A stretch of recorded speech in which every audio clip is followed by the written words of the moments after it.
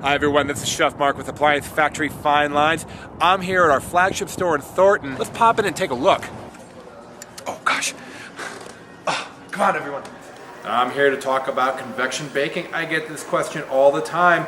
I got my new oven, it's got convection.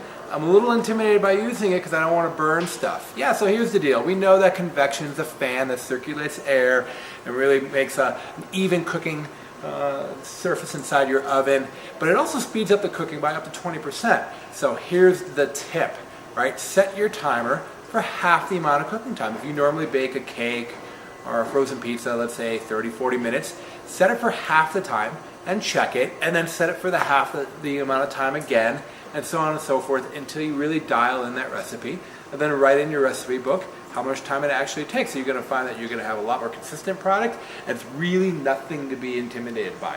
The only time you might not want to use convection is something really delicate like a souffle, but come on, how often do you really make those? So get used to convection. It's a great feature. Use it all the time, and once you get the hang of it, you're really going to love it.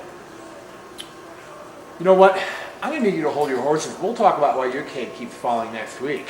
This is Chef Mark with 10-second tips.